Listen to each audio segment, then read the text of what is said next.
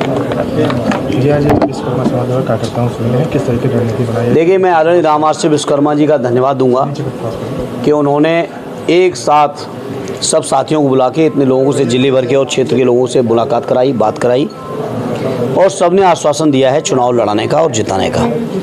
उसके लिए सभी उनके साथियों को धन्यवाद देता हूँ। बीच में कुछ विश्वकर्मा समाज कुछ नाराज कतई नहीं। विश्वकर्मा समाज की राजनीतिक पहचान सदैव नेताजी ने थी और मुझे खुशी, अगर उत्तर प्रदेश के विश्वकर्मा समाज को राजनीतिक तौर पर किसी ने जगाया तो आदरणीय रामाश्रय विश्वकर्मा जी ने, जिनके साथ हमारे रिश्ते कोई केवल राजनीतिक रिश्ते नहीं हैं, एक बड़े और छोटे भाई के रिश्ते आज से नहीं। जब मैं इलाहाबाद विश्वविद्यालय में BA पार्ट 1 का स्टूडेंट था उस समय से उनके साथ मेरे रिश्ते रहे। राजनीति का ककेरा सीखते समय मुझे आदरणीय रामाश्रय जी का बहुत सहयोग मिला, बहुत आशीर्वाद और सानिध्य भी मिला। और आज जब मैं आजमगढ़ का चुनाव लड़ने आया हूँ तो चुनाव उम्मीदवार के तौर पे जरूर मैं लड़ रहा हूँ, लेकिन जिम्मेदारी उनकी ज़्यादा बढ़ गई है।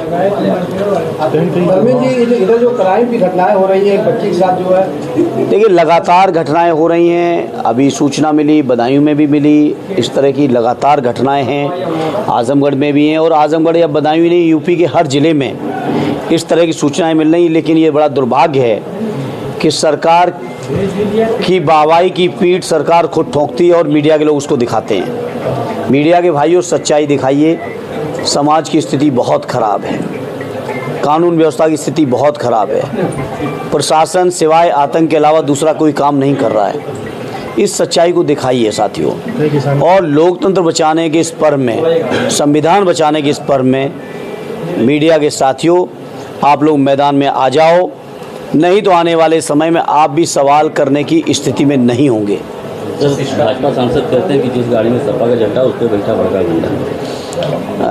अब उनकी बातों को मैं गंभीरता से नहीं लेता हूँ।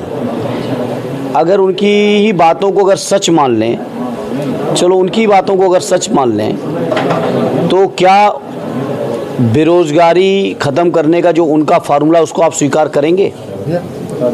या बीजेपी के लोग, जो परिवार वाले लोग हैं, जिनके बच्चे, उनसे वोट नहीं मांगेंगे?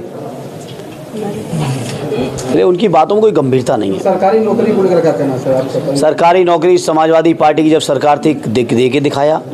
हमारे बगल में बिहार के लोगों ने इतनी नौकरियां दी इंडिया गठबंधन के साथियों ने कि यूपी तक के नौजवानों को रोजगार मिला। और बीजेपी के लोग पेपर लीक करा के सरकारी नौकरियों को ख़त्म कर रही है, लोगों को ओवरेज कर रही है।